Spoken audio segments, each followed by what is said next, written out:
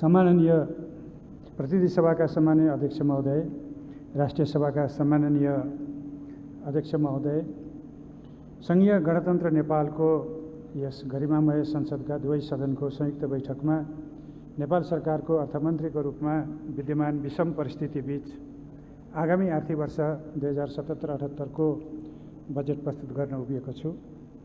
यस घडीमा लोकतान्त्रिक गणतन्त्र स्थापनाका लागि विभिन्न समयमा भएका आन्दोलनमा जीवन उत्सर्ग गर्नुहुने सम्पूर्ण ज्ञात अज्ञात शहीदहरूप्रति तथा निरङ्कुशताको विरुद्ध जीवन पर्यन्त सङ्घर्ष गर्नुहुने दिवंगत नेताहरूप्रति भावपूर्ण श्रद्धाञ्जली अर्पण गर्दछु। मुलुकको सार्वभौमिकता, भौगोलिक अखण्डता, राष्ट्रिय एकता, स्वाधीनता र स्वाभिमानको रक्षा गर्दै लोकतान्त्रिक गणतन्त्र प्राप्तिको आन्दोलनमा कठिन परिस्थितिमा त्याग र नेतृत्व गर्नुहुने आदरणीय अग्रज राजनीतिज्ञहरूप्रति उच्च सम्मान व्यक्त गर्दछु। विश्वव्यापी महामारीको रूपमा फैलिएको कोरोना रोगको कारण विश्वले एकैपटक मानवीय र आर्थिक सङ्कट सामना गर्नु परेको छ। स्वास्थ्य सङ्कटबाट उत्पादन, व्यापार तथा लगानीसम्मका श्रृङ्खला प्रभावित भई विश्व अर्थतन्त्रमा सङ्कुचन आउने स्पष्ट सङ्केत देखिएको छ। विश्व अर्थतन्त्रको अन्तराबद्धताका कारण नेपालको अर्थतन्त्रका प्रमुख क्षेत्रहरू समेत गम्भीर प्रभावमा पर्न थालेका छन्। मैले वर्तमान सरकारको तेस्रो वर्षको बजेट प्रस्तुत गरिरहँदा कोरोनाबाट नागरिकको जीवन रक्षा गर्ने र अर्थतन्त्रलाई गतिशील बनाउने गहन जिम्मेवारी बोध गरेको छु। विगत 2 वर्षको अथक प्रयासबाट हासिल भएको उपलब्धिको जगमा टेकेर विकास र समृद्धिको यात्रालाई तीव्रता दिने मार्गमा कोरोना महामारीको कारण धक्का लागेको छ। शताब्दीकै यस विषम परिस्थितिमा सबै राजनीतिक दल, जनप्रतिनिधि, सङ्घ संस्था र आम नागरिकको सहयोग र ऐक्यबद्धताले वर्तमान चुनौती सामना गर्न सकिन्छ भन्ने सरकारको दृढ विश्वास छ। आगामी आर्थिक वर्षको बजेट नयाँ परिस्थितिले सिर्जना गरेको चुनौतीलाई सामना गर्ने र प्राप्त अवसरलाई उपयोग गर्नेतर्फ केन्द्रित रहनुपर्छ भन्नेमा म सजग छु। यस अवस्थामा सबै नेपालीको जीवन रक्षा गर्ने, भविष्यप्रति आधारयुक्त आशा जगाउने र अर्थतन्त्रको पुनरुत्थान गर्दै तीव्र विकासको बाटोमा लैजाने गरी मैले बजेट तर्जुमा गरेको छु। दशकौं लामो सङ्घर्ष र बलिदानबाट प्राप्त राजनैतिक उपलब्धि एवं स्थिरताले सिर्जना गरेको नेपालीको आशा, भरोसा र आफ्नै जीवनकालमा समृद्धि देख्न र अनुभूति गर्न पाइन्छ भन्ने आत्मविश्वास नै हाम्रो लागि ऊर्जा हो। यसैको जगमा विगतमा भूकम्प लगायतका विपदबाट माथि उठ्न सकेको तथ्य समेतका आधारमा हामी फेरि उठ्न सक्छौँ र छिट्टै उठ्छौँ भन्ने विश्वासका साथ आगामी आर्थिक वर्षको बजेट तर्जुमा गरेको छु। बजेट तर्जुमा गर्दा मैले मूलतः नेपालको संविधान र कानुनहरू, यस सम्मानित संसदले पारित गरेको नेपाल सरकारको नीति तथा कार्यक्रम, विनियोजन विधेयक 2077 को सिद्धान्त र प्राथमिकतामा संसदका दुवै सदनमा छलफल भई प्राप्त भएका सुझाव, 15औं योजना र दिगो विकास लक्ष्यलाई आधार बनाएको छु। बजेट तर्जुमाको सिलसिलामा संसदीय समितिहरू, राजस्व परामर्श समिति र विभिन्न कार्यदलका प्रतिवेदन तथा सङ्घ संस्था एवं विद्युत वर्ग लगायत सबैबाट प्राप्त सुझावलाई समेत ध्यान दिएको छु। सम्माननीय सभामुख महोदय, सम्माननीय अध्यक्ष महोदय, अर्थतन्त्रका महत्त्वपूर्ण परिसूचक विवरण र तथ्याङ्क समावेश गरिएको आर्थिक सर्वेक्षण 2076-77 मैले यस सम्मानित सदन समक्ष पेश गरिसकेको छु। अब म चालु आर्थिक वर्षको आर्थिक स्थितिको संक्षिप्त विवरण प्रस्तुत गर्ने अनुमति चाहन्छु। विगत केही वर्षदेखि निरन्तर रूपमा हासिल हुँदै आएको उच्च आर्थिक वृद्धि दर, कोरोना रोगको संक्रमण जोखिम न्यूनीकरण गर्न राष्ट्रिय तथा अन्तर्राष्ट्रिय रूपमा अवलम्बन गरिएका कदमहरूबाट प्रभावित भई यो वर्ष 2.3% सीमित हुने प्रारम्भिक अनुमान छ। पर्यटन, यातायात, उत्पादनमूलक उद्योग र निर्माणतर्फको उत्पादन सङ्कुचित हुने अनुमान छ। प्रति व्यक्ति कुल ग्राहस्थ उत्पादन $1085 र प्रति व्यक्ति खर्चयोग्य आय $1388 पुगेको छ। कुल ग्राहस्थ उत्पादनको अनुपातमा कुल लगानी 50.6% र कुल राष्ट्रिय बचत 46% पुगेको छ। चालु आर्थिक वर्षको 9 महिनासम्म मुद्रास्फीति औसत 6.5% सीमित रहेको छ। समष्टिगत आर्थिक स्थायित्वका अधिकांश परिसूचकहरू सकारात्मक छन्। यद्यपि कोरोना महामारीबाट उत्पन्न भएका परिस्थितिका कारण यी परिसूचकहरू दबावमा परेका छन्। सामाजिक तथा आर्थिक क्षेत्रको प्रगति उत्साहप्रद छ। विद्यालय जाने उमेरका बालबालिकाको भर्ना र विद्यालय शिक्षा पूरा गर्ने दर बढेको छ। आधारभूत माध्यमिक र उच्च शिक्षा सहित सबै तहको शिक्षामा लैङ्गिक समानता हासिल भएको छ। निःशुल्क स्वास्थ्य सेवा र स्वास्थ्य बीमा समेतका कारणले आधारभूत स्वास्थ्य सेवामा पहुँच बढेको छ। मातृ शिशु र बाल स्वास्थ्यमा उल्लेख्य सुधार भएको छ। आधारभूत खानेपानी सुविधाको पहुँच 90% जनसङ्ख्यामा पुगेको छ। सरसफाई सुविधा सबैमा पुगी नेपाल खुला दिशामुक्त घोषणा भइसकेको छ। काठमाडौँ सडक बालबालिका मुक्त भएको छ। 90% जनतामा विद्युतको पहुँच पुगेको छ भने प्रति व्यक्ति विद्युत खपतमा उल्लेख्य वृद्धि भएको छ। सडक सञ्जाल विस्तार भएको छ। सूचना प्रविधि तथा आम सञ्चारको माध्यममा सङ्ख्यात्मक र गुणात्मक वृद्धि र विकास भएको छ। निरपेक्ष गरिबी क्रमशः घट्दै गएको छ। असहज परिस्थितिका बीच पनि राष्ट्रिय महत्त्वका राजमार्ग, विद्युत, विमानस्थल र सिँचाइ आयोजनाहरू निर्माण भइरहेका छन्। भूकम्पपछिको पुनर्निर्माणका अधिकांश कार्य सम्पन्न हुने चरणमा पुगेका छन्। वित्तीय सेवाको पहुँच उल्लेख्य बढेको छ। मुलुकभर वाणिज्य ब्याङ्कका थप 1000 भन्दा बढी शाखा विस्तार भएका छन्। बीमाको पहुँच पुगेको जनसङ्ख्या 56 लाख बढेर 70 लाख पुगेको छ। नीतिगत र प्रणालीगत सुधार मार्फत पुँजी बजारको दायरा फराकिलो बनाइएको छ। वित्तीय कारोबारमा सूचना प्रविधिको प्रयोग व्यापक भएको छ। प्रोत्साहित गर्न अवलम्बन गरिएका विभिन्न सुधार तथा गत वर्ष सम्पन्न लगानी सम्मेलनको परिणाम स्वरूप चालू आर्थिक वर्षमा लगानी बोर्ड मार्फत 14 खर्ब 35 अर्बको लगानी प्रतिबद्धता प्राप्त भएको छ भने रु 1 खर्ब 55 अर्बको प्रत्यक्ष विदेशी लगानी स्वीकृत भएको छ। उद्योग विभाग मार्फत रु 29 अर्ब 82 करोडको लगानी स्वीकृत भएको छ। यो आर्थिक वर्षको 9 महिनासम्म निर्यात 12.9%ले बढेको छ भने आयात 7.5%ले घटेको छ। यसबाट व्यापार घाटा कम हुनुको साथै शोधनान्तर स्थितिमा उल्लेख्य सुधार भई रु 36 अर्ब 61 करोड शोधनान्तर बचत भएको छ। विदेशी मुद्रा सञ्चिति यसै अवधिमा रु 1 खर्ब 17 अर्बले वृद्धि भई रु 11 खर्ब 56 अर्ब पुगेको छ। छोटो समयमा नै वित्तीय संहिता पूर्ण रूपमा कार्यान्वयनमा आएको छ। तीनवटै तहको खर्च र राजस्व प्रणाली व्यवस्थित भएको छ। विकास आयोजना छनौट प्रभावकारी बनाउन आयोजना ब्याङ्कको अवधारणा कार्यान्वयनमा ल्याइएको छ। करको दायरा फराकिलो बनाइएको छ। चालू आर्थिक वर्षको वैशाखसम्म थप 11,25,000 करदाता करको दायरामा आएका छन्। वैदेशिक सहायता प्रतिबद्धता बढेको छ भने सहायतामा बजेटरी सहयोगको अनुपात बढ्दै गएको छ। चालू आर्थिक वर्षमा प्राप्त रु 1 खर्ब 64 अर्बको वैदेशिक सहायता प्रतिबद्धता मध्ये रु 50 अर्ब बजेटरी सहायता रहेको छ। आर्थिक वर्ष 2076-77 मा कोरोना संक्रमणको कारण मूलतः पुँजीगत खर्च र राजस्व परिचालन दुवै प्रभावित भएका छन्। कुल सरकारी खर्च विनियोजनको तुलनामा 70% अर्थात् रु 10 खर्ब 73 अर्ब 35 करोड हुने संशोधित अनुमान छ। कुल विनियोजनमध्ये चालू खर्च 73.3%, पुँजीगत खर्च 58.6% र वित्तीय व्यवस्थातर्फको खर्च 78.8% हुने संशोधित अनुमान छ। चालू आर्थिक वर्षमा राजस्व सङ्कलन वार्षिक अनुमानको तुलनामा 74.4% अर्थात् रु 8 खर्ब 27 अर्ब हुने अनुमान छ। वैदेशिक सहायता परिचालनतर्फ अनुदान रु 32 अर्ब र ऋण 1 खर्ब 21 अर्ब गरी कुल रु 1 खर्ब 53 अर्ब हुने संशोधित अनुमान छ। आन्तरिक ऋण परिचालन रु 1 खर्ब 93 अर्ब हुने अनुमान छ। सम्माननीय सभामुख महोदय, सम्माननीय अध्यक्ष महोदय, अब म आगामी आर्थिक वर्ष 2077-78 को बजेटका उद्देश्य तथा प्राथमिकता प्रस्तुत गर्ने अनुमति चाहन्छु। बजेटका उद्देश्यहरू निम्न प्रकार रहेका छन्। क. संक्रामक लगायत सबै प्रकारका रोग र विपदबाट नागरिकको जीवन रक्षा गर्दै जनजीवनलाई सहज र सुरक्षित बनाउने। ख. उपलब्ध साधन स्रोत, अवसर र क्षमताको उच्चतम परिचालन गरी शीघ्र आर्थिक पुनरुत्थान गर्दै विकासको गतिलाई निरन्तरता दिने। ग. नागरिकका मौलिक हक र अधिकारका रूपमा रहेका आवश्यकता परिपूर्ति मार्फत राज्यको लोककल्याणकारी भूमिका बढाउने र घ. सामाजिक, आर्थिक र भौतिक पूर्वाधार विकास मार्फत उत्थानशील, समुन्नत, स्वाधीन, समृद्ध एवं समाजवाद उन्मुख अर्थतन्त्र निर्माण गर्दै जाने। बजेटका उद्देश्यहरू हासिल गर्न मैले देय अनुसार क्षेत्रगत र कार्यक्रमगत प्राथमिकताहरू निर्धारण गरेको छु।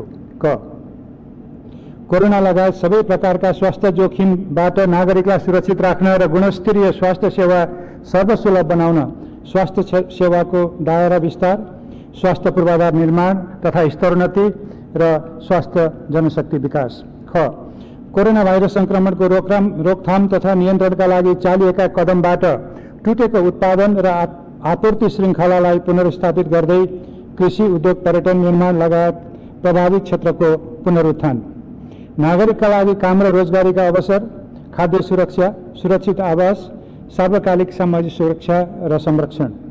घ विकासको शीघ्र प्रतिफल प्राप्त हुने र आगामी वर्षभित्र सम्पन्न हुने अधुरा आयोजनाहरूको कार्यान्वयन। ङ गुणस्तरीय र जीवनोपयोगी शिक्षा, सूचना प्रविधिको विस्तार, आधारभूत खानेपानी लगायतका सामाजिक, आर्थिक तथा भौतिक पूर्वाधारको विकास तथा निर्माण। र च संहिता कार्यान्वयन, गुणस्तरीय तथा पहुँचयुक्त सार्वजनिक सेवा र उत्तरदायी तथा पारदर्शी शासन व्यवस्थाको सुदृढीकरण। आगामी वर्षको क्षेत्रगत बजेट विनियोजन गर्दा कोरोनाको रोकथाम गर्दै आर्थिक पुनरुत्थान हुने, तत्काल प्रतिफल प्राप्त गर्न सकिने, आगामी वर्षमै सम्पन्न हुने चालु आयोजनाको कार्यान्वयनलाई निरन्तरता र सुनिश्चितता प्रदान गर्ने र सेवा प्रवाहलाई प्रभावकारी बनाउन सङ्घ, प्रदेश र स्थानीय तहको उच्चतम समन्वय र सहकार्य गर्ने तथा सार्वजनिक, निजी, सहकारी र सामुदायिक क्षेत्रसँगको साझेदारीबाट विकास प्रक्रियालाई अघि बढाउने कार्यक्रमतर्फ मैले जोड दिएको छु। सम्माननीय सभामुख महोदय, अध्यक्ष महोदय, अब म सङ्घीय वित्त व्यवस्था अनुसार सङ्घ, प्रदेश र स्थानीय तहमा भएका विनियोजन सम्बन्धी विवरण प्रस्तुत गर्ने अनुमति चाहन्छु। सङ्घीय सरकारको स्रोतमा सङ्कोचन हुने अनुमान भए तापनि वित्तीय संहिता कार्यान्वयनलाई प्राथमिकता दिई प्रदेश र स्थानीय तहमा वित्तीय हस्तान्तरण भइजाने समानीकरण, समपूरक र विशेष अनुदान रकम यथावत राखेको छु। सङ्घबाट सञ्चालित प्रदेश तथा स्थानीय तहको कार्यक्षेत्रमा पर्ने आयोजना सम्बन्धित प्रदेश र स्थानीय तहबाटै कार्यान्वयन गर्ने गरी सशर्त अनुदानमा उल्लेख्य वृद्धि गरेको छु।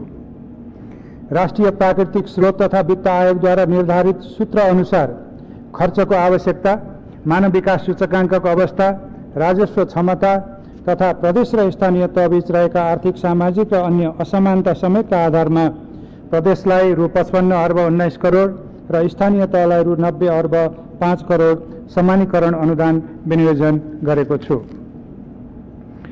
आगामी आर्थिक वर्षमा सशर्त अनुदानतर्फ प्रदेशलाई रु 36 अर्ब 35 करोड र स्थानीय तहलाई रु 1 अर्ब 61 अर्ब 8 करोड विनियोजन गरेको छु। राजस्व बाँडफाँडतर्फ प्रदेश र स्थानीय तहको जनसङ्ख्या, क्षेत्रफल र मानव विकास तथा न्यून विकास सूचकाङ्कलाई आधार लिए प्रदेश र स्थानीय तहमा कुल रु 1 अर्ब 22 अर्ब 14 करोड बाँडफाँड हुने अनुमान गरेको छु। प्रदेश र स्थानीय तहले आफूले पहिचान गरी सञ्चालन गर्न माग भइआएका आयोजनाहरूको लागि रु 9 अर्ब 96 करोड समपूरक अनुदान छुट्याएको छु। प्रदेश वा स्थानीय तहलाई विशिष्ट प्रकृतिको कार्य गर्नको लागि विशेष अनुदान उपलब्ध गराउन रु 9 अर्ब 97 करोड व्यवस्था गरेको छु। सम्माननीय सभामुख महोदय, सम्माननीय अध्यक्ष महोदय, अब म आगामी आर्थिक वर्षको बजेटका कार्यक्रम तथा विनियोजन प्रस्तुत गर्ने अनुमति चाहन्छु।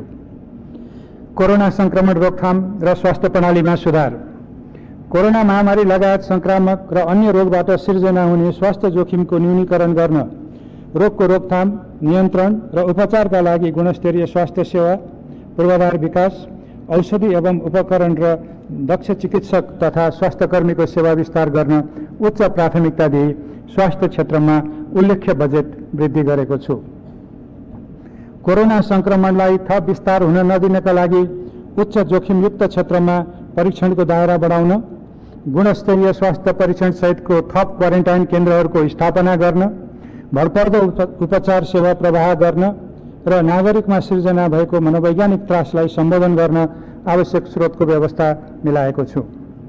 कोरोना संक्रमण नियन्त्रण तथा उपचारका लागि तत्काल आवश्यक पर्न सक्ने औषधि, उपकरण तथा उपचार सामग्री कम हुन नदिन रु 6 अर्ब बजेट व्यवस्था गरेको छु। चिकित्सक, स्वास्थ्यकर्मी तथा प्रयोगशालामा काम गर्ने कर्मचारीका लागि व्यक्तिगत सुरक्षा उपकरणको व्यवस्था सहित सेवामा उत्प्रेरित गर्न प्रोत्साहन भत्ताको व्यवस्था गरेको छु। कोरोना लगायत अन्य संक्रामक रोग विरुद्ध कार्यरत सबै स्वास्थ्यकर्मीलाई रु 5 लाखसम्मको निःशुल्क स्वास्थ्य बीमा गर्ने व्यवस्था गरेको छु। आगामी वर्ष काठमाडौँ उपत्यकामा 300 शय्याको सुविधा सम्पन्न छुट्टै सरुवा रोग अस्पताल निर्माण, काठमाडौँ उपत्यका र प्रदेश राजधानीका सरकारी अस्पतालमा थप 250 शय्याका आइसियु बेड स्थापना र सबै प्रदेश राजधानीमा 50 शय्याको सरुवा रोग अस्पताल सञ्चालन गरिनेछ। पोखरा र कर्णाली स्वास्थ्य विज्ञान प्रतिष्ठान तथा कोशी, नारायणी, भरतपुर, भेरी र डडेलधुरा अस्पतालको स्तरोन्नति गरी विशेषज्ञ अस्पतालको रूपमा विकास गर्दै लगिनेछ। स्वास्थ्य पूर्वाधार विकासका लागि रु 12 अर्ब 46 करोड विनियोजन गरेको छु। राष्ट्रिय जनस्वास्थ्य प्रयोगशालाको क्षमता विस्तार गरी अन्तर्राष्ट्रिय मापदण्ड अनुरूपको बनाउन सबै प्रदेश राजधानीमा अत्याधुनिक स्वास्थ्य प्रयोगशाला स्थापना गर्न, सबै स्वास्थ्य संस्थामा उपचार सेवाको लागि आवश्यक प्रयोगशाला विस्तार गर्न तथा रोग निदान एवं फार्मेसी सेवा अनिवार्य रूपमा सञ्चालन गर्न र विदेशबाट आउने व्यक्तिको अनिवार्य स्वास्थ्य परीक्षण गर्न प्रमुख प्रवेश नाकामा आवश्यक उपकरण सहितको स्वास्थ्य डेस्क स्थापना गर्न बजेट विनियोजन गरेको छु। गुणस्तरीय आधारभूत स्वास्थ्य सेवामा सबै नागरिकको पहुँच सुनिश्चित गर्न सबै स्थानीय तहमा 5 देखि 15 शय्यासम्मका आधारभूत अस्पताल स्थापना गर्ने नीति अनुसार आगामी वर्ष थप 272 अस्पताल स्थापना गर्न रु 14 अर्ब 27 करोड र साबिकका जिल्ला तथा अञ्चल अस्पतालको स्तरोन्नति गर्न आवश्यक बजेटको व्यवस्था गरेको छु। एक चिकित्सक, एक स्वास्थ्य संस्थाको व्यवस्था सुरुवात गरिनेछ।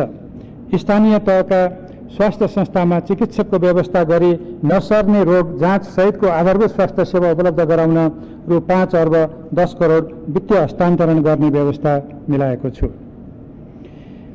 3 वर्षभित्रमा सबै नागरिकमा स्वास्थ्य बीमा पुग्ने गरी आगामी वर्ष सबै स्थानीय तहका 40% जनसङ्ख्यालाई बीमाको दायरामा ल्याइनेछ। स्वास्थ्य बीमा कार्यक्रममा आधारभूत बाहेकका स्वास्थ्य सेवालाई पनि क्रमशः समावेश गर्दै लगिनेछ। स्वास्थ्य बीमा कार्यक्रममा रु 7 अर्ब 50 करोड विनियोजन गरेको छु। सबै स्थानीय तहका स्वास्थ्य संस्थाबाट सुरक्षित मातृत्व तथा प्रजनन स्वास्थ्य सेवा तथा महिलाहरूमा हुने सर्वाइकल र स्तन क्यान्सर जस्ता घातक रोग पहिचान र उपचारको लागि निःशुल्क स्वास्थ्य परीक्षण गरिनेछ। सबै स्वास्थ्य संस्थाबाट पोषणका कार्यक्रम सञ्चालन गरिनेछ। आगामी वर्ष नेपाललाई पूर्ण खोप युक्त मुलुक घोषणा गर्न आवश्यक बजेट व्यवस्था गरेको छु। विभिन्न नागरिकलाई घातक रोग एवं ज्येष्ठ नागरिक तथा बालबालिकाको मुटुको निःशुल्क उपचार गर्न र क्षयरोग, एड्स तथा यौन रोग र कुष्ठ रोग नियन्त्रण कार्यक्रम सञ्चालन गर्न रु 4 अर्ब 22 करोड विनियोजन गरेको छु। केन्द्रीय अस्पतालबाट गरिब तथा विपन्न वर्गलाई प्रारम्भिक चरणको आकस्मिक स्वास्थ्य सेवा निःशुल्क उपलब्ध गराउने व्यवस्था मिलाएको छु। त्रिभुवन विश्वविद्यालयको चिकित्सा शास्त्र अध्ययन संस्थान अन्तर्गत नेफ्रोलोजी तथा युरोलोजी लगायतका अन्य जटिल रोगको अध्ययन, अध्यापन तथा तालिम सहितको विशिष्ट स्वास्थ्य सेवा प्रदान गर्ने मेडिकल सुपर स्पेसियालिटी केन्द्र स्थापना गरिनेछ। स्वदेशमै संक्रामक लगायत सबै प्रकारका रोगको परीक्षण गर्न दक्ष प्राविधिक तथा आधुनिक उपकरण सहितको अन्तर्राष्ट्रिय स्तरको राष्ट्रिय रोग निदान केन्द्र स्थापना गरिनेछ। गंगालाल हृदय रोग केन्द्र, परोपकार प्रसूति अस्पताल, मानव अंग प्रत्यारोपण केन्द्र, कान्ति बाल अस्पताल र वीर अस्पताल लगायतका विशिष्टीकृत अस्पतालले स्थानीय तहका स्वास्थ्य संस्थामा विशेषज्ञ चिकित्सकको सेवा सहित सैटेलाइट तथा अनुसेवा क्लिनिक सञ्चालन गर्न र विशेषज्ञ स्वास्थ्य सुविधा नपुगेका दुर्गम स्थानका बिरामीको लागि भरपर्दो टेलिमेडिसिन सेवा प्रणाली सञ्चालनमा ल्याउने बजेट व्यवस्था गरेको छु।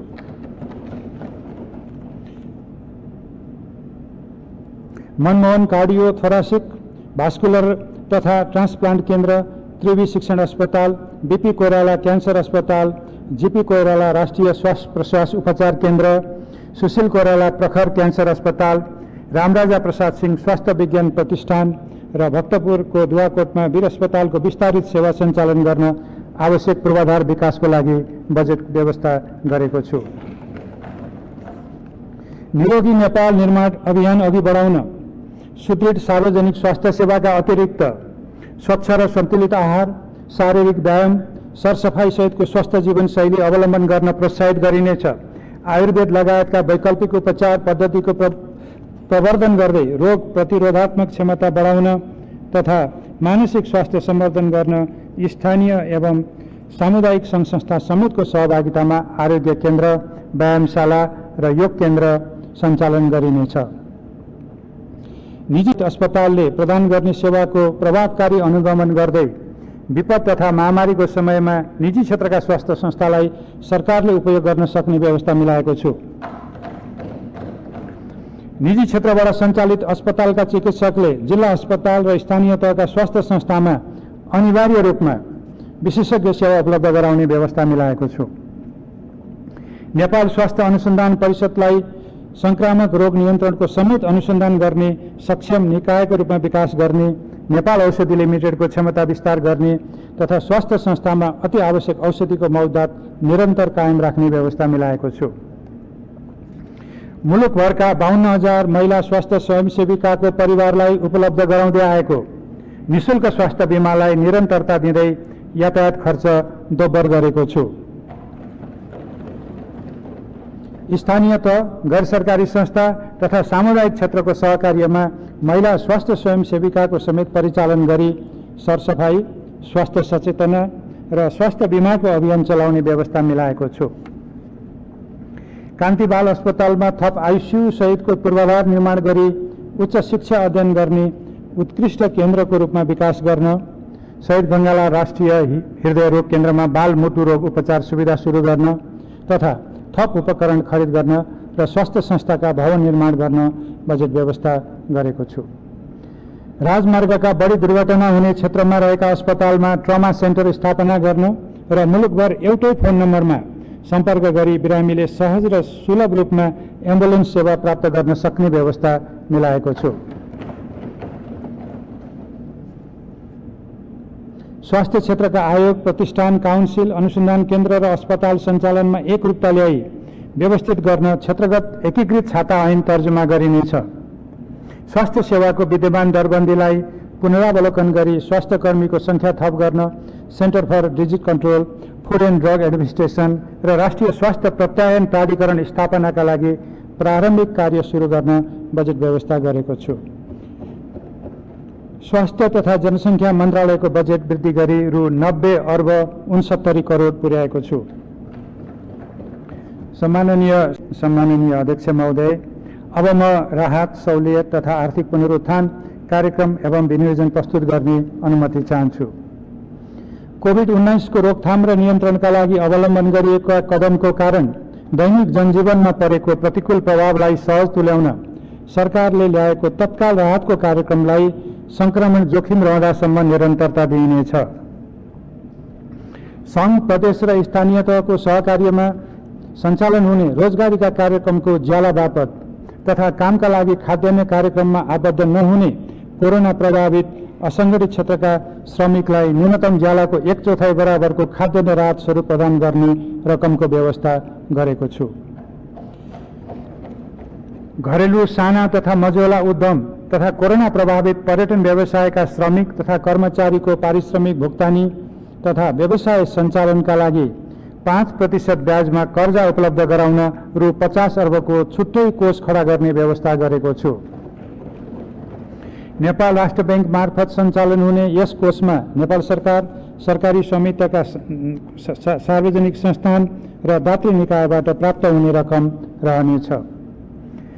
घरायसी साना विद्युत उपभोक्तालाई मासिक 10 युनिटसम्म खपत गर्नेलाई निःशुल्क, मासिक 150 युनिटसम्म खपत गर्नेलाई 25% र 250 युनिटसम्म खपत गर्नेलाई 15% ले महसुल छुट दिने तथा खानेपानी र सिँचाइ उपभोक्ता समितिले तिर्नुपर्ने विद्युत शुल्क मिनाहा र विद्युत महसुलमा सहुलियत दिने व्यवस्था गरेको छु।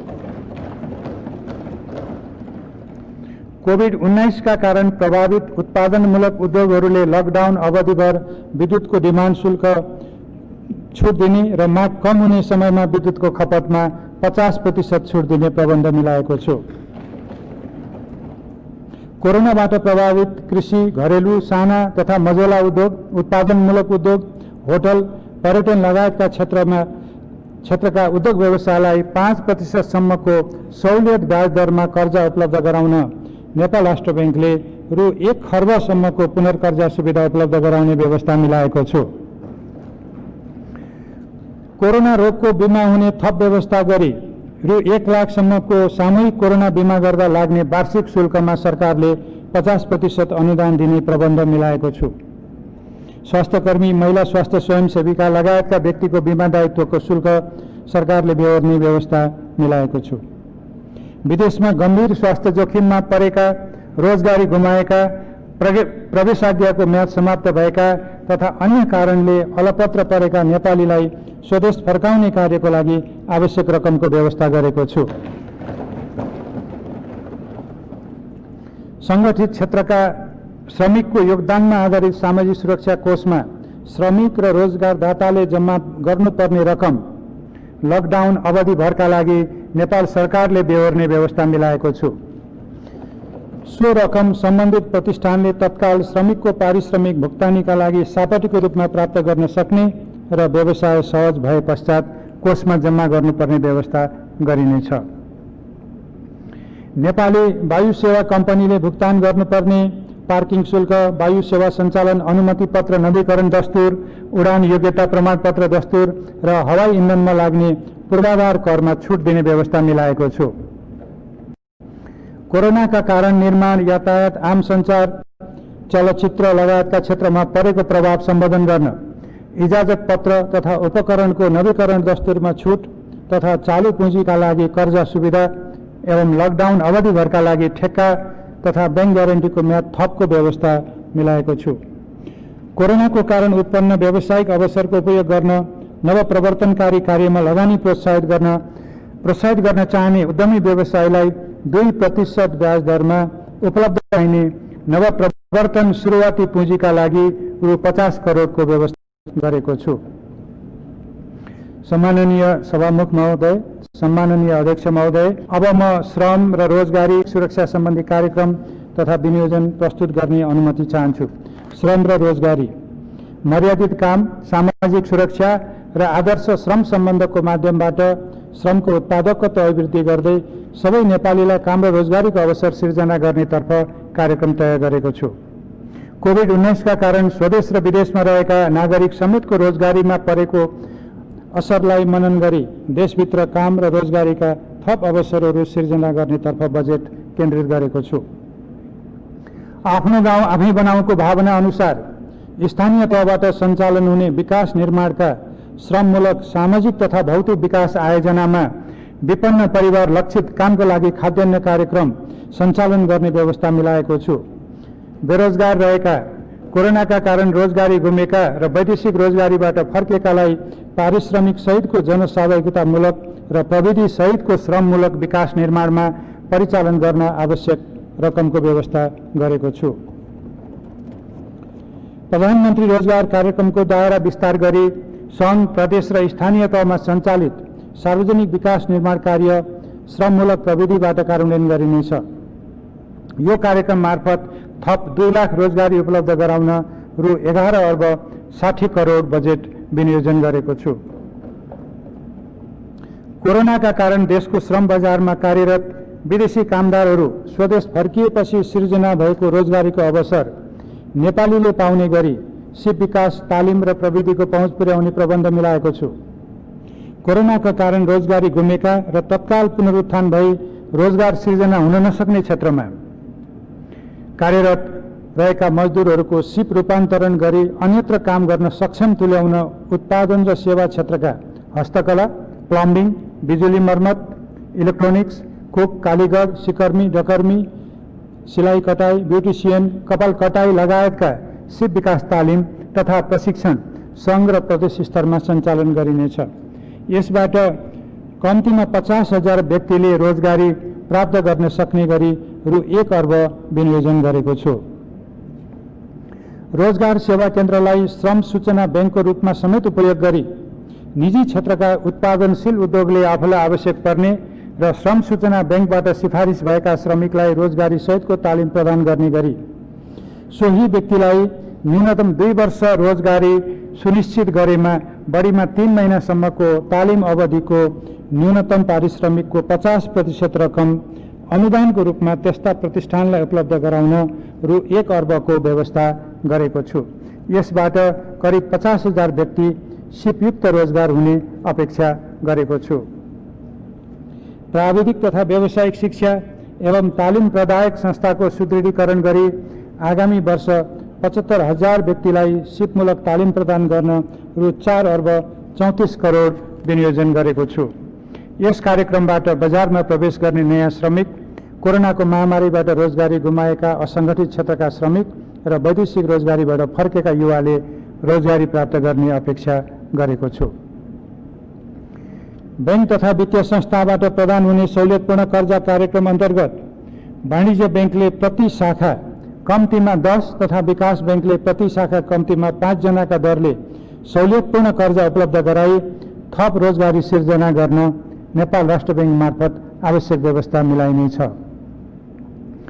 साना किसान विकास लघु वित्त संस्था मार्फत सञ्चालित साना किसान कर्जा कार्यक्रमबाट थप 40,000 रोजगारी सृजना गर्ने, युवा स्वरोजगार कोषको स्वरोजगार कर्जा कार्यक्रमको माध्यमबाट थप 12,000 युवा स्वरोजगार हुने, गरिबका लागि लघु उद्यम लगायतका उद्योग क्षेत्रका कार्यक्रमबाट 1,27,000 र वन पैदावारमा आधारित उद्यम, कृषि वन, नर्सरी स्थापना तथा वृक्षारोपण, संरक्षित क्षेत्र, जडीबुटी उत्पादन र प्रशोधन लगायतका कार्यक्रमबाट थप 30,000 रोजगारी सिर्जना हुने व्यवस्था मिलाएको छु।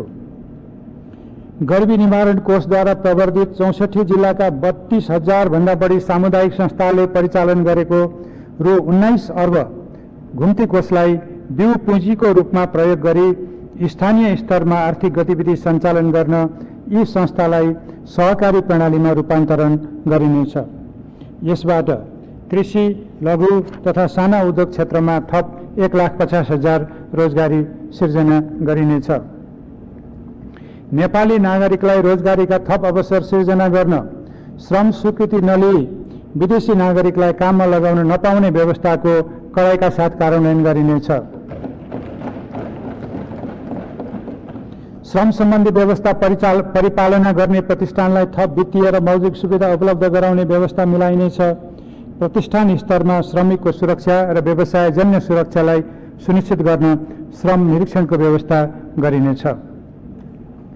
वैदेशिक रोजगार प्रवर्धन कोषलाई वैदेशिक रोजगारीमा गएका श्रमिकको कल्याणका अतिरिक्त रोजगारी पुनर्स्थापना गर्ने कार्यक्रममा समेत उपयोग गरिनेछ।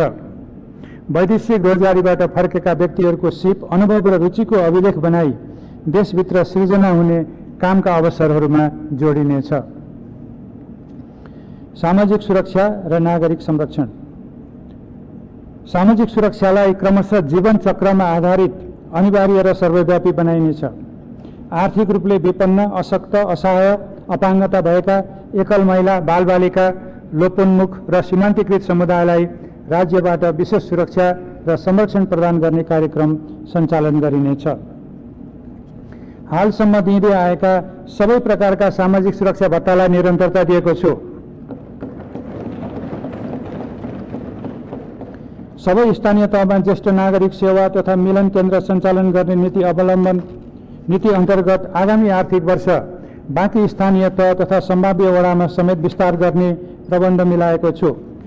सामाजिक सुरक्षा भत्ताका लागि रु 67 अर्ब 50 करोड विनियोजन गरेको छु।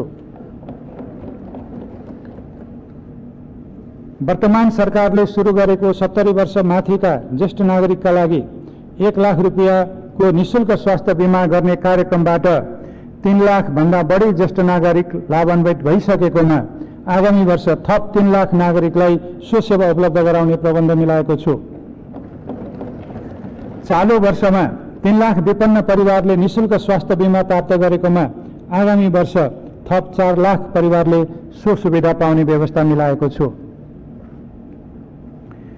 बालबालिकालाई राज्यले संरक्षण गर्नुपर्छ भन्ने सरकारको धारणा अनुरूप आगामी वर्ष दलित तथा कर्णाली क्षेत्र र तराई मधेस लगायतका गरिबीका रेखामुनि परेका परिवारका बालबालिकालाई समेट्ने गरी बाल संरक्षण अनुदानको दायरा फराकिलो बनाएको छु। यस कार्यक्रमको लागि रु 3 अर्ब 76 करोड विनियोजन गरेको छु। यसबाट करिब 13 लाख बालबालिका लाभान्वित हुनेछन्। विशेष संरक्षण आवश्यक भएका अनाथ तथा अति जोखिममा परेका र एचआईभी संक्रमित बालबालिकाको लागि भरपर्दो सामाजिक सुरक्षा प्रदान गर्न सामाजिक संस्थाहरू समेत परिचालन गर्ने व्यवस्था मिलाइएको छ। असहाय, बेवारिसे, संक्रमित र आश्रयहीन लगायत सबै सहयोगापेक्षीको आश्रय, संरक्षण र हेरचाह गर्दै देशलाई सडक मानव मुक्त राख्ने प्रबन्ध मिलाइएको छ। भौतिक पूर्वाधार अपाङ्ग मैत्री बनाइनेछ। अपाङ्गता भएका व्यक्तिको मनोबल बढाउन शिक्षा, स्वास्थ्य, रोजगारी र सामाजिक गतिविधिमा सम्मानजनक पहुँच स्थापित गरिनेछ। दृष्टिविहीनले प्रयोग गर्ने सेतो छडी र ब्रेल लिपिका पाठ्यक्रम निःशुल्क उपलब्ध गराइनेछ। सांकेतिक भाषाको विकास तथा अनुसन्धानलाई प्रोत्साहित गरिनेछ। शहीद तथा द्वन्द्व पीडित परिवारलाई राज्यको तर्फबाट संरक्षण प्रदान गर्दै लोकतान्त्रिक आन्दोलनका घाइतेलाई स्वरोजगारमूलक विकाससहित सामाजिक सुरक्षाको दायरामा ल्याइनेछ।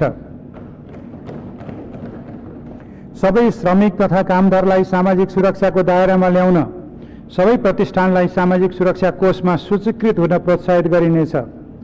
योगदानमा आधारित निवृत्तिभरणको मौजूदा व्यवस्थामा नसमेटिएका राष्ट्र सेवकलाई यसको दायरामा ल्याउन अवकाश कोष सञ्चालन सम्बन्धी मौजूदा कानुनमा संशोधन गरिनेछ। भूमिहीन दलित पहिचान गरी बसोबासको लागि आवश्यक जमिन उपलब्ध गराइनेछ। दलित समुदायलाई जनता आवास कार्यक्रम, नवीन प्रविधिमा आधारित शिल्प उत्थान, परम्परागत सिपको आधुनिकीकरण, शिक्षा, स्वास्थ्य एवं सरसफाइमा सहज पहुँच, जातीय भेदभाव र छुवाछुत विरुद्धको चेतनामूलक कार्यक्रम सञ्चालन गर्न आवश्यक बजेट विनियोजन गरेको छु। आगामी वर्षभित्र गरीब घर परिवार सर्वेक्षणबाट पहिचान भएका घर परिवारलाई स्थानीय तह मार्फत राज्य सुविधा परिचय पत्र वितरण कार्य सम्पन्न गरिनेछ। बाँकी घर परिवारको सर्वेक्षणको कार्य आगामी वर्ष सम्पन्न गरी परिचय पत्र वितरण गरिनेछ। तहसँगको समन्वयमा विभिन्न मन्त्रालयबाट सञ्चालन गरिने कृषि, उद्योग, श्रम, स्वास्थ्य लगायतका गरिबी निवारण तथा सामाजिक सुरक्षा सम्बन्धी कार्यक्रम एकीकृत गरी राज्य सुविधा प्राप्त गर्ने परिवारमा लक्षित गरिनेछ। सम्माननीय सभामुख महोदय, सम्माननीय अध्यक्ष महोदय, अब म कृषि, वन, पर्यटन, उद्योग, वाणिज्य लगायतका उत्पादन क्षेत्रका कार्यक्रम तथा विनियोजन प्रस्तुत गर्ने अनुमति चाहन्छु। कृषि नेपाली अर्थतन्त्रको भरपर्दो आधारको रूपमा रहेको कृषि क्षेत्रमा कोरोना महामारीको कारण उत्पन्न भएको चुनौती र अवसरलाई सम्बोधन गर्न कृषिमा श्रम परिचालन, कृषि कार्यको व्यवसायीकरण, यान्त्रिकरण र आधुनिकीकरण गरी काम र रोजगारी सिर्जना गरिनेछ। कृषि क्रान्तितर्फ उन्मुख हुन कृषि भूमिको अधिकतम उपयोग गर्दै बालीको सम्भावनाको आधारमा सहकारी, सामुदायिक तथा निजी फर्म मार्फत ठूलो परिमाणमा उत्पादन गर्न प्रोत्साहित गरिनेछ। यसका लागि सिँचाइ, मल, बिउ, पुँजी, प्रविधि र बजार सुनिश्चित गरिनेछ। कृषि उत्पादनमा मुलुकलाई आत्मनिर्भर गराउँदै खाद्य सुरक्षा र सम्प्रभुता कायम गर्दै लगिनेछ। आगामी वर्ष दूध, तरकारी र मासुजन्य वस्तुको उत्पादनमा आत्मनिर्भर हुने गरी लक्षित कार्यक्रम सञ्चालन गरिनेछ। पोषक र औषधीय गुण भएका उच्च मूल्यका कृषि वस्तु उत्पादन र चैते धान तथा वसन्ते मकै खेतीलाई प्रोत्साहित गरिनेछ। गरिब, विपन्न तथा साना किसानलाई लक्षित गरी कृषि उद्यम प्रवर्धनका लागि ग्रामीण उद्यम तथा आर्थिक विकास कार्यक्रम सञ्चालन गरिनेछ। प्रधानमन्त्री कृषि आधुनिकीकरण आयोजनालाई पुनर्संरचना गर्दै स्थानीय सम्भावनाका आधारमा एक स्थानीय तहमा एक उत्पादन पकेट क्षेत्र कार्यक्रम सञ्चालन गरिनेछ। आगामी वर्ष कृषि र पशुपालनका थप 250 पकेट क्षेत्र विकास गरी प्रत्येक स्थानीय तहमा कम्तीमा एक कृषि पकेट क्षेत्र रहने सुनिश्चितता गरिनेछ। यसका लागि रु 3 अर्ब 22 करोड बजेट छुट्याएको छु। खाद्य स्वच्छता प्रवर्धन तथा नियमन गर्न कानुनी संरचना तयार गरिनेछ। आगामी वर्ष कर्णाली र गण्डकी प्रदेशमा खाद्य गुणस्तर प्रयोगशाला सञ्चालनमा ल्याइनेछ। विषादीको उपयोग सुरक्षित स्तरमा राख्न जनचेतना अभिवृद्धि र प्रभावकारी नियमन गरिनेछ। सबै स्थानीय तहमा घुम्ती प्रयोगशाला मार्फत माटो परीक्षण गरी उपयुक्त बिउ मल लगायतका कृषि सामग्री सिफारिस गर्ने व्यवस्था मिलाइनेछ। खेतीबाली लगाउने समय अगावै रासायनिक मलको पर्याप्त आपूर्ति सुनिश्चित गर्न रासायनिक मलको अनुदानमा बजेट वृद्धि गरी रु 11 अर्ब पुर्याएको छु। प्राङ्गारिक मलको प्रयोग बढाउँदै अर्ग्यानिक खेतीलाई प्रोत्साहित गरिनेछ। यस्तो उत्पादनलाई ब्रान्डिङ गरी बजार प्रवर्धन गरिनेछ। किसानलाई गुणस्तरीय र उन्नत जातको बिउ उपलब्ध गराउन बालीको उन्नत जात विकास गर्दै बिउको गुणस्तर परीक्षणलाई विस्तार गरी इजाजत प्राप्त विक्रेताबाट उन्नत बिउ खरिद गर्ने किसानलाई नगद फिर्ता गर्ने व्यवस्था मिलाइएको छ। कृषि उपजको बजारीकरण गर्न सबै स्थानीय तहमा बजार पूर्वाधार निर्माण गरिनेछ। काठमाडौँको चोभारमा निर्माणाधीन फलफुल तथा हाट बजार सञ्चालनमा ल्याइनेछ। सबै प्रदेशमा 78 कृषि थोक बजार निर्माणका लागि स्थानीय तहलाई वित्तीय हस्तान्तरण गर्न तथा प्रदेश स्तरीय कृषि उपजको हब मार्केट स्थापना गर्न बजेटको व्यवस्था गरेको छु। कृषि जमिनमा कृषकको पहुँच विस्तार गर्न करार खेती, चक्लाबन्दी र सामूहिक सहकारी खेतीलाई प्रोत्साहित गरिनेछ। कृषि उपजको समर्थन मूल्य तोकी खरिद गर्ने व्यवस्था मिलाइनेछ। आगामी वर्षदेखि स्थानीय तह सहकारी सङ्घ संस्था एवं भूमि बैंक मार्फत हुने भूमि खेती र सामूहिक खेती गर्ने समूहलाई मात्र शीत भण्डार निर्माणमा अनुदान दिइने व्यवस्था मिलाएको छु। खाद्य सुरक्षा तथा आपूर्ति व्यवस्थापनलाई सुदृढ तुल्याउन र कृषि उपजको मूल्य सुनिश्चितता दिन 200 खाद्य भण्डारण केन्द्र स्थापना गर्न स्थानीय तहलाई रु 1 अर्ब वित्तीय हस्तान्तरणको व्यवस्था गरेको छु। यस्ता केन्द्र मार्फत समर्थन मूल्य तोकिएका कृषि उपज खरिद गर्ने र एक तहको प्रशोधन गरी बिक्री गर्न तथा सहकारी र निजी क्षेत्रमा हाल सञ्चालनमा रहेका खाद्य गोदामको मर्मसम्भार गरी खाद्यान्न सञ्चय गर्न खाद्यान्न ब्याङ्कको अवधारणा कार्यान्वयन गर्ने व्यवस्था मिलाएको छु। सबै स्थानीय तहमा कम्तीमा 1 कृषि र 1 पशु सेवा प्राविधिकको व्यवस्था मिलाउन रु 50 करोडको व्यवस्था गरेको छु। कृषि क्याम्पसमा स्नातक अध्ययनरत विद्यार्थीलाई इन्टर्नसिप गराउने तथा विभिन्न प्राविधिक शिक्षालयमा अध्ययनरत विद्यार्थीलाई पढाइसँगै आय आर्जन गर्ने व्यवस्था मिलाएको छु। कृषि बाली तथा पशुपक्षी बिमाको दायरा विस्तार गरी जोखिम न्यूनीकरण गर्न बिमा प्रिमियम अनुदान रकममा वृद्धि गरिएको छ। बाली बिमा गर्दा प्रिमियम बापत कृषकले तिर्नुपर्ने रकम बाली उत्पादन भएपछि तिर्न पाउने सुविधा दिइनेछ। कृषिको उत्पादन तथा बजार जोखिम कम गर्न मोबाइल एप्स मार्फत किसानका लागि मौसम, बिउ बिजन, खेती प्रविधि र बजार मूल्य सम्बन्धी सूचना उपलब्ध गराइनेछ। फलफुलका बिरुवा रोप्ने र संरक्षण गर्ने कार्यलाई अभियानको रूपमा सञ्चालन गर्न आगामी वर्ष कृषितर्फ थप 50 लाख र वनतर्फका कार्यक्रमबाट थप 55 लाख फलफुलका बिरुवा उत्पादन गरी वितरण गरिनेछ। प्रत्येक स्थानीय तहमा नर्सरी स्थापना गरी कम्तीमा 10,000 फलफुलको बिरुवा उत्पादन गर्न प्राविधिक सहयोग उपलब्ध गराइनेछ। उपयोगविहीन सार्वजनिक जग्गा, सडक र राजमार्गका किनारा र नदी उकासबाट प्राप्त हुने जमिनमा अभियानको रूपमा फलफुल र अन्य उपयुक्त खेती गर्न निजी, सहकारी र सामुदायिक सङ्घ संस्थालाई प्रोत्साहित गरिनेछ।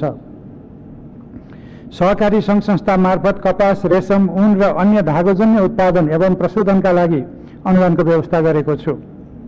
उखु उत्पादक किसानलाई उत्पादन परिमाणका आधारमा प्रदान गरिने अनुदानलाई निरन्तरता दिन रु 95 करोड विनियोजन गरेको छु।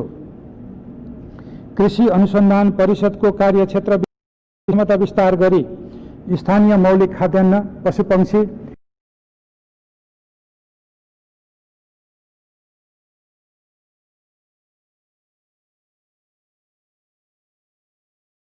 प्रोत्साहित गरिनेछ। कृषकलाई व्यावसायिक पशुपालनमा आकर्षित गर्न नस्ल सुधार कार्यक्रमलाई प्रोत्साहन, घाँस खेती र बृहत चरीचरण क्षेत्र विकास तथा गुणस्तरीय पशु स्वास्थ्य सेवाको विस्तार गरिनेछ। मुख्य सीमा नाकामा पशु क्वारेन्टाइन स्थापना गरी प्रयोगशाला र अन्य पूर्वाधारको व्यवस्था गरिनेछ। कृषिमा प्रदान गरिँदै आएको सबै प्रकारको अनुदान पुनरावलोकन गरी सङ्घ, प्रदेश र स्थानीय तह बीच यो सुविधा दोहोरो नपर्ने व्यवस्था मिलाइनेछ। कृषि ऋणमा सहज पहुँच पुर्याउन किसान क्रेडिट कार्डको सुरुवात गरिनेछ। खेतीयोग्य जमिन भएका स्थानीय तहका सबै वडामा किसानलाई सूचीकृत गरी कृषि तथा पशु सेवाको आधारभूत प्राविधिक सेवा तथा टेवा दिन कृषि स्वयंसेवकको परिचालन गरिनेछ। सिँचाइ तथा नदी नियन्त्रण। कृषियोग्य जमिनमा तत्काल सिँचाइ सुविधा पुर्याई कृषि उत्पादन वृद्धि गर्न साना मजौला सिँचाइ आयोजना निर्माणलाई मैले जोड दिएको छु। यसका लागि समृद्ध तराई मधेस सिँचाइ विशेष कार्यक्रम अन्तर्गत आगामी वर्ष तराई र भित्री मधेसका 25 जिल्लाका 5000 स्यालो ट्युबवेल तथा 247 डिप ट्युबवेल जडान गरी थप 22,000 हेक्टर कृषियोग्य जमिनमा भूमिगत सिँचाइ सुविधा पुर्याउन रु 2 अर्ब 32 करोड विनियोजन गरेको छु। राष्ट्रिय गौरवको सिँचाइ आयोजना रानी जमरा कुलरिया लगायत सिक्टा, भेरी बबई डाइभर्सन, बबई प्रगर्ना तथा बड्कापथ, बागमती, पालुङटार, बृहतदाङ उपत्यका लगायतका सिँचाइ आयोजनाको कार्यान्वयन गरिनेछ। महाकाली सिँचाइ आयोजनालाई राष्ट्रिय गौरवको आयोजनाको रूपमा विकास गरिनेछ। उक्त आयोजनाको लागि रु 10 अर्ब 25 करोड विनियोजन गरेको छु। सुनकोशी मरिन डाइभर्सन बहुद्देश्य आयोजनाको टनेल निर्माणको कार्य आगामी वर्ष सुरु गर्न रु 2 अर्ब 46 करोड विनियोजन गरेको छु। अन्य नदी पथान्तरण सहितका सिँचाइ आयोजनाको सम्भाव्यत अध्ययन सम्पन्न गरी प्राथमिकताका आधारमा क्रमशः निर्माण कार्य अघि बढाइनेछ। पहाडी तथा हिमाली क्षेत्रका नदी छेउछाउमा रहेका कृषियोग्य जमिनमा सौर्य ऊर्जाको प्रयोग गरी लिफ्ट सिँचाइ कार्यक्रम सञ्चालन गरिनेछ। प्लास्टिक पोखरी निर्माण, ताल तलैया संरक्षण तथा वर्षातको पानी सङ्कलन गरी सिँचाइ सुविधा पुर्याइनेछ। लिफ्ट तथा सोलर ऊर्जामा आधारित सिँचाइका लागि रु 1 अर्ब 31 करोड छुट्याएको छु। महाकाली, कर्णाली, नारायणी, कमला र कोशी लगायतका ठूला नदी र अन्य जोखिमयुक्त नदी नियन्त्रणका कार्यक्रम सञ्चालन गरिनेछ। सीमा क्षेत्रमा हुने नदी कटान र डुबानको समस्या समाधान गर्न द्विपक्षीय संयन्त्रलाई क्रियाशील बनाइनेछ। नदी नियन्त्रण र पहिरो व्यवस्थापनमा बायो इन्जिनियरिङ प्रविधिको प्रयोगमा जोड दिइनेछ। जनताको तटबन्ध कार्यक्रम अन्तर्गत रतुवा, मावा, बक्राहा, त्रियुगा, लखनदेही, कमला, खाँडो, बागमती, लालबकैया, पूर्वी राप्ती, पश्चिमी राप्ती, खुटिया, मोहना लगायतका नदीमा तटबन्ध निर्माण आयोजनाको लागि रकम विनियोजन गरेको छु।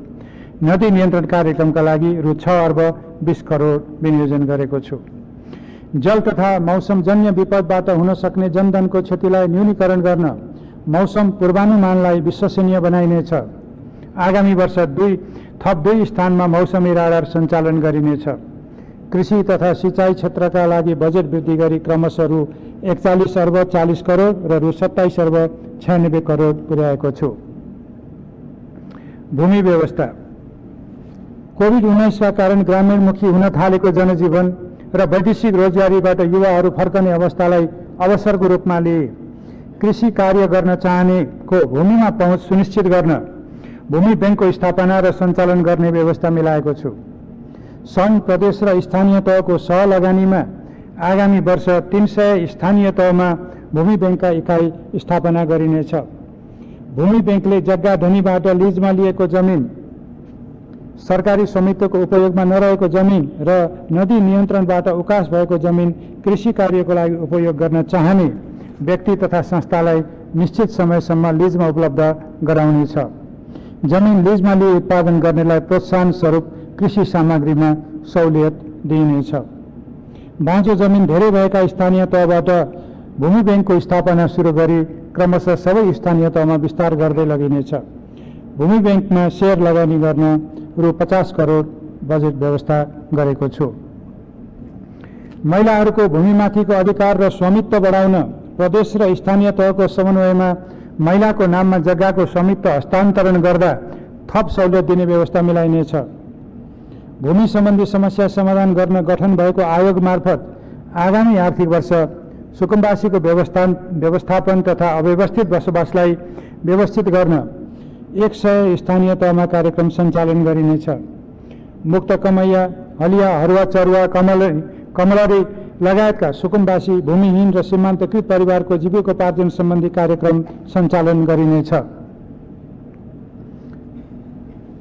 जग्गा प्रशासनसँग सम्बन्धित संस्थालाई भू अभिलेख प्रणाली सूचना प्रणालीमा आबद्ध गर्ने कार्यक्रमलाई निरन्तरता दिइनेछ। आगामी आर्थिक वर्षभित्र 60वटा मालपोत र नापी कार्यालयलाई स्थानीय तहमा अभिलेखसहित हस्तान्तरण गरिनेछ। सूचना प्रविधिमा आधारित घर जग्गा रजिस्ट्रेसन प्रणाली कार्यान्वयनमा ल्याई सबै जिल्लामा मालपोत सम्बन्धी सेवालाई अनलाइन मार्फत प्रवाह हुने व्यवस्था मिलाइनेछ। भूमिको दिगो र महत्तम उपयोग सुनिश्चित गर्न भू उपयोग नक्सा तयार गरी जमिनको वर्गीकरण गरिनेछ। औद्योगिक विकास र सार्वजनिक निर्माणका लागि आवश्यक जग्गा प्राप्ति गर्न नीतिगत सुधार एवं सहजीकरण गरिनेछ। उत्पादनशील जमिनको खण्डीकरणलाई निरुत्साहित गर्दै कृषि, आवास र अन्य प्रयोजनको जमिनको नक्साङ्कन गरिनेछ। सरकारी, सार्वजनिक, सामुदायिक तथा गुठी जग्गाको अभिलेख तयार गरी संरक्षण गरिनेछ। भू सूचना सङ्कलन, विश्लेषण र उपयोगका लागि सबै स्थानीय तहको भू उपयोग नक्सा तथा डाटाबेस तयार गर्ने कार्य आगामी आर्थिक वर्षभित्र सम्पन्न गरिनेछ। नापजाँच गर्न छुट भएका गाउँ ब्लक लगायत बाँकी जग्गाको किता नापी कार्य आगामी आर्थिक वर्षमा सम्पन्न गर्न रु 1 अर्ब 73 करोड बजेट विनियोजन गरेको छु। पूर्वाधार निर्माण कार्यमा उपयोग भएका जग्गाको लगत कट्टा गर्ने कार्यलाई स्थानीय तहको समन्वयमा सम्पन्न गरिनेछ। मुआवजा भुक्तानी गरिएका जग्गाको फिल्ड नक्सा लगायतका सबै अभिलेखमा लगत कट्टा गरी नेपाल सरकारको स्वामित्व कायम गरिनेछ। सहकारी उत्पादनका साधनहरूको सामूहिकीकरण, स्थानीय स्रोतको परिचालन र आर्थिक सामाजिक रूपान्तरणबाट सामाजिक न्याय सहितको द्रुत आर्थिक विकास गर्न सहकारी क्षेत्रलाई परिचालन गरिनेछ। सहकारी सङ्घ संस्थालाई घरेलु तथा साना उद्यमको प्रवर्धन, कृषि उत्पादन, भण्डारण र प्रशोधन एवं गरिबी निवारण सम्बन्धी कार्यक्रममा प्रोत्साहित गरिनेछ। सहकारीको माध्यमबाट कृषि सामग्री, पुँजी, प्रविधि र बजारमा कृषकको सहज पहुँच सुनिश्चित गरिनेछ। सहकारी क्षेत्रको सिद्धान्त मूल्य मान्यतासँग तादात्म्यता हुने गरी सहकारी अभियानलाई अघि बढाउन संस्थागत क्षमता वृद्धि, स्वनियमन र सुशासन प्रवर्धन गरिनेछ। सबै प्रकारका उत्पादन, सङ्कलन, भण्डारण र वितरणसम्मका श्रृङ्खला विकास गर्न र सहकारी पसललाई थोक मूल्यमा आवश्यक वस्तु उपलब्ध गराउन प्रत्येक प्रदेशमा सहकारी संस्थाकै सेयर लगानीमा थोक उपभोक्ता सहकारी संस्था स्थापना गरिनेछ। गरिब, विपन्न, शैक्षिक बेरोजगार र वैदेशिक रोजगार अवरुद्ध भएका युवालाई सहकारी संस्था मार्फत कर्जा प्राप्त गरी साना तथा घरेलु उद्योग स्थापना गर्न प्रोत्साहित गरिनेछ। साना किसान विकास लघु वित्त वित्तीय संस्थालाई 1000 सहकारी संस्था मार्फत कर्जा प्रवाह गरी कृषि तथा साना व्यवसाय प्रवर्धन गर्न रु 3 अर्ब 60 करोड ऋण लगानी गर्ने व्यवस्था गरेको छु। बचत तथा ऋणको कारोबार गर्ने सहकारी संस्थालाई एक अर्कामा गाभिन तथा नवीन प्रविधिको प्रयोग बढाउँदै नगद रहित कारोबार गर्न प्रेरित गरिनेछ। सहकारी प्रणालीमा जोखिम न्यूनीकरणका लागि सहकारी कर्जा सूचना केन्द्र स्थापना गरिनेछ। सहकारी बचत तथा कर्जा सुरक्षण गर्ने व्यवस्था मिलाइनेछ। वन तथा वातावरण नेपालीको जीवन पद्धति र समृद्धिको आधारको रूपमा रहेको वन क्षेत्रलाई सम्वर्धन मार्फत वातावरणीय सन्तुलन कायम गर्दै वन सम्पदाको उपयोग गरी आय, रोजगारी एवं व्यवसाय प्रवर्धन गरिनेछ। वैज्ञानिक वन व्यवस्थापनको माध्यमबाट वन पैदावारलाई आर्थिक क्रियाकलापसँग जोडिनेछ। समृद्धिका लागि वन कार्यक्रम सञ्चालन गरी वन पैदावारमा काष्ठ, गैर काष्ठ र जडीबुटीमा आधारित उद्यमको विकास गरिनेछ। सङ्घ, प्रदेश र स्थानीय तह एवं वन उपभोक्ता समूहको सहकार्य र समन्वयमा वनको सुरक्षा, वृक्षारोपण र विविधीकरण गर्दै चरण क्षेत्र, सिमसार, तालतलैया, जैविक विविधता र वातावरण संरक्षण गरिनेछ। नेपाल सरकारका आयोजनाले वनको क्षतिपूर्ति बाबत रकम उपलब्ध गराउनु नपर्ने व्यवस्था मिलाइनेछ। विकास आयोजनाले प्रयोग गरेको वन क्षेत्रको क्षतिपूर्ति स्वरूप सार्वजनिक पर्ती जग्गा, झाडी बुट्यान क्षेत्र र वन नभएका स्थानीय तहको स्थानीय तहका उपलब्ध जमिनमा वृक्षारोपण गर्नुपर्ने प्रावधान कार्यान्वयन गरिनेछ। जडीबुटीको व्यावसायिक खेती विस्तार गर्दै प्रशोधन, बजारीकरण र विशिष्ट ब्रान्डिङ गरी निर्यात प्रवर्धन गरिनेछ। कर्णाली लगायतका हिमाली क्षेत्र र सुदूरपश्चिम प्रदेशमा जडीबुटी विकास विशेष कार्यक्रम सञ्चालन गरिनेछ। जडीबुटी उत्पादन तथा प्रशोधन कम्पनी लिमिटेडको क्षमता विस्तार गरी नवीन प्रविधिको प्रयोग गरी गुणस्तरीय उच्च मूल्यका जडीबुटी जन्य वस्तु उत्पादन गरिनेछ। राष्ट्रिय निकुञ्ज, आरक्ष, संरक्षित तथा मध्यवर्ती क्षेत्र, वनस्पति उद्यान र सम्भाव्य सामुदायिक वनलाई प्रकृतिमा आधारित पर्यटन गन्तव्यको रूपमा विकास गरिनेछ। बृहत वनस्पति उद्यान स्थापना सम्बन्धी प्रारम्भिक कार्य सुरु गरिनेछ। लोपोन्मुख तथा दुर्लभ वन्यजन्तुको प्रजाति संरक्षण गरिनेछ। मानव वन्यजन्तु द्वन्द्व न्यूनीकरण गर्न वन्यजन्तुको वासस्थान व्यवस्थित गरिनेछ। मध्यवर्ती क्षेत्रका बासिन्दालाई वन्यजन्तुको आक्रमणबाट जोगाउन भरपर्दो सुरक्षा व्यवस्था मिलाउनको साथै क्षतिपूर्तिको व्यवस्था गरिनेछ। कोशी, गण्डकी, कर्णाली र महाकाली जलाधार क्षेत्रमा एकीकृत रूपमा भू संरक्षणका कार्यक्रमहरू सञ्चालन गरिनेछ। राष्ट्रपति चुरे संरक्षण कार्यक्रमको पुनर्संरचना गरी भूक्षय नियन्त्रण, क्षतिग्रस्त भूमिको पुनर्स्थापना, कृषि, वन, बायो इन्जिनियरिङ सहितको तटबन्ध निर्माण कार्यलाई तीव्रता दिइनेछ। चुरे क्षेत्रमा वर्षातको पानी उपयोग, जल पुनर्भरण सहित सिमसार व्यवस्थापन र अति जोखिमयुक्त बस्तीको पुनर्व्यवस्थापनका लागि पुनर्स्थापनाका कार्यक्रम सञ्चालन गरिनेछ। चुरे संरक्षण सम्बन्धी कार्यक्रमका लागि रु 1 अर्ब 55 करोड विनियोजन गरेको छु। वातावरण संरक्षणसँग सम्बन्धी अन्तर्राष्ट्रिय तथा राष्ट्रिय प्रतिबद्धता र उत्तरदायित्वप्रति सरकार सजग छ।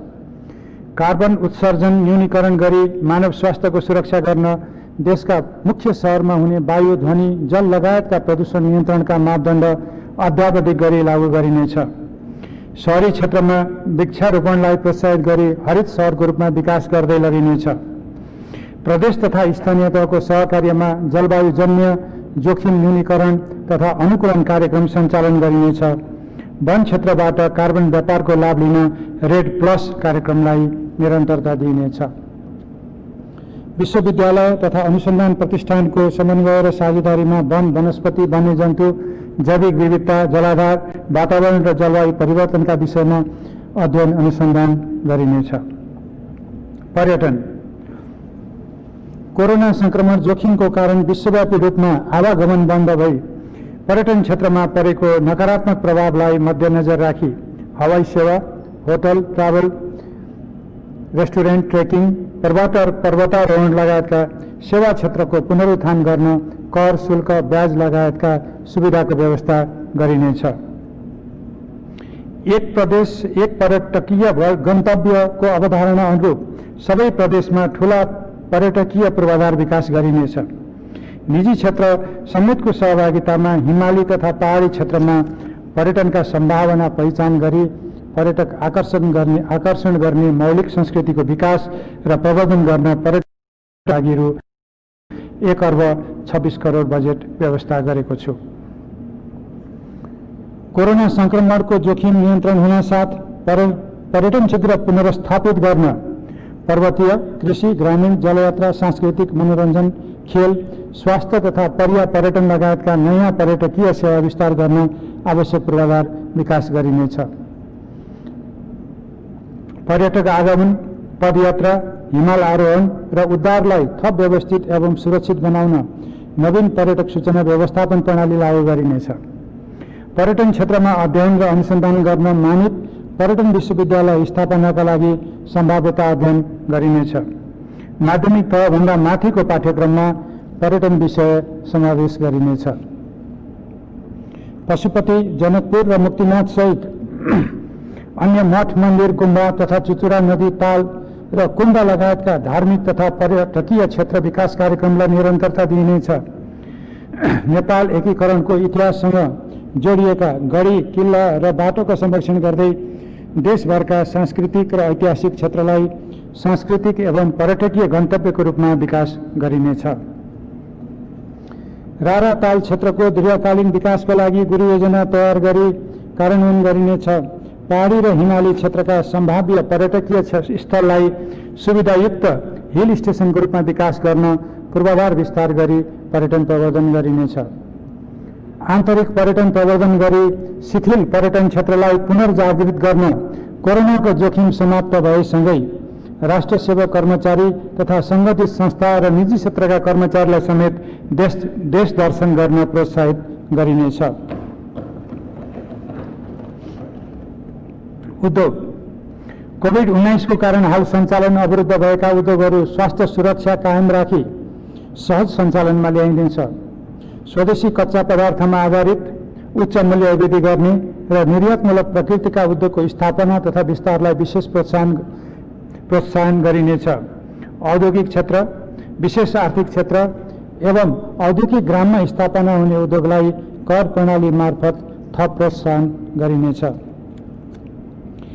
कृषि, पर्यटन तथा वन लगायतका क्षेत्रसँग अग्र र पृष्ठ सम्बन्ध स्थापित हुने सानो तथा मझौला उद्योगको विकास र विस्तार गर्न उद्यमशीलता, सिप र प्रविधिको उपयोगमा जोड दिइनेछ।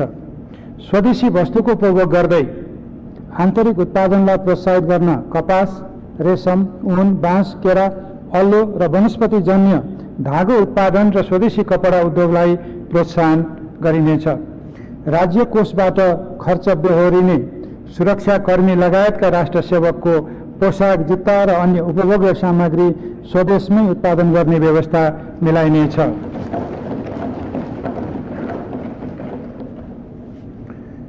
सबै प्रदेशमा कम्तीमा एक औद्योगिक क्षेत्र स्थापना गर्न, सुरु गरिएका औद्योगिक क्षेत्रको पूर्वाधार निर्माण कार्यलाई अघि बढाउन, निर्माणाधीन व्यापारिक मार्गलाई औद्योगिक कोरिडोरको रूपमा विकास गर्न र स्थानीय तहमा थप 130 वटा औद्योगिक ग्राम स्थापना गर्न र रु 2 अर्ब 64 करोड विनियोजन गरेको छु।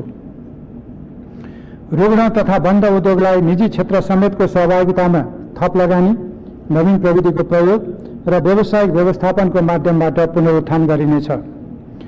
सरकारी र निजी क्षेत्रको साझेदारीमा विशेष आर्थिक क्षेत्र र अन्तर्देशीय आर्थिक क्षेत्रको पूर्वाधार विकासका लागि सम्भाव्यता अध्ययन, जग्गा प्राप्ति, विद्युत पहुँच र सडक मार्ग निर्माणको कार्य सम्पन्न गरिनेछ।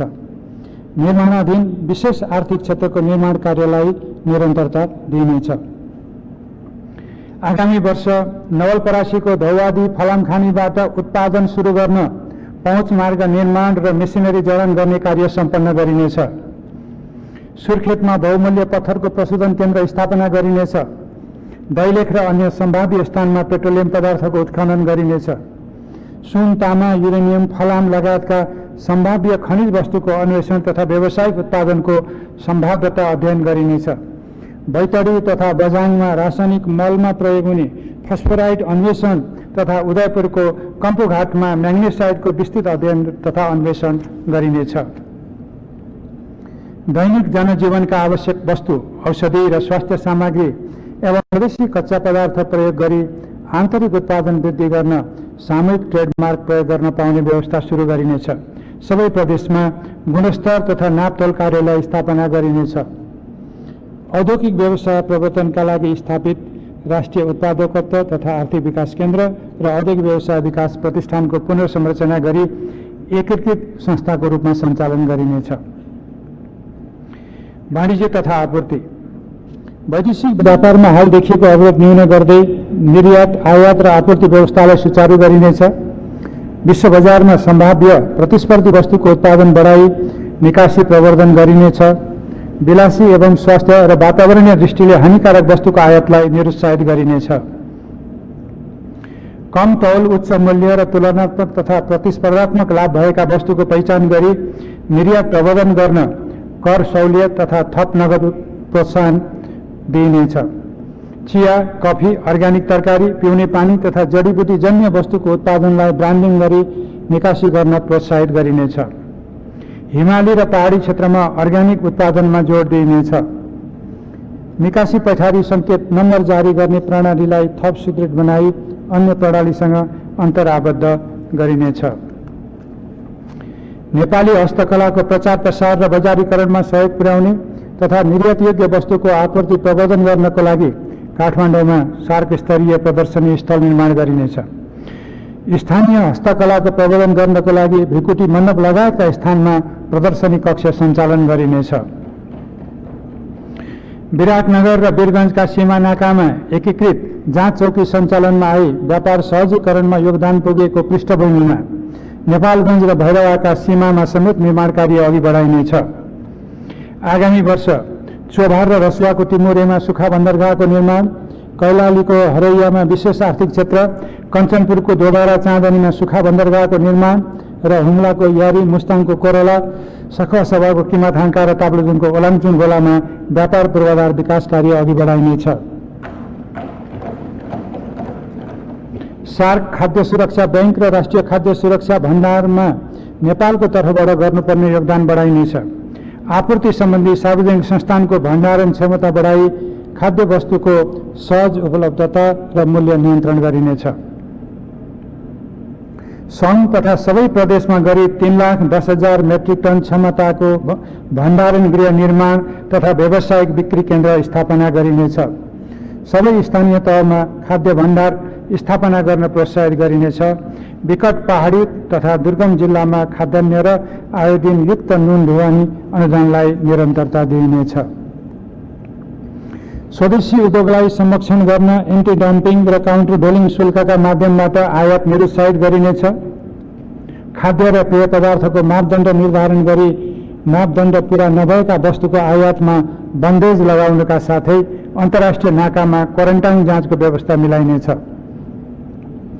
आपूर्ति प्रणालीलाई सहज बनाइराख्न खाद्यान्न, इन्धन लगायत अत्यावश्यक वस्तुको पर्याप्त मौजदात राख्ने, स्वास्थ्य सजगता अपनाई बिक्री वितरण गर्ने, होम डेलिभरी सेवालाई प्रोत्साहित गर्ने र बजार अनुगमनलाई सघन बनाउँदै अनुचित मूल्य वृद्धि, कृत्रिम अभाव र कालो बजारी नियन्त्रण गर्ने व्यवस्था गर्दै उपभोक्ता हित संरक्षण गरिनेछ। नेपाल आयल निगम मार्फत पेट्रोलियम पाइपलाइन विस्तार, पेट्रोलियम भण्डारण र ग्यास बोटलिङ प्लान्ट स्थापना गरिनेछ।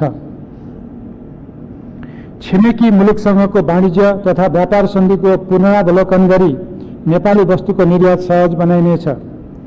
कूटनैतिक नियोग तथा द्विपक्षीय, क्षेत्रीय र बहुपक्षीय संयन्त्रको उपयोग गरी नेपाली वस्तुको अन्तर्राष्ट्रिय व्यापार विस्तार गरिनेछ। मित्र राष्ट्र चीनसँगको पारवहन सुविधा अन्तर्गत नेपाललाई उपलब्ध 4वटा सामुद्रिक र 3वटा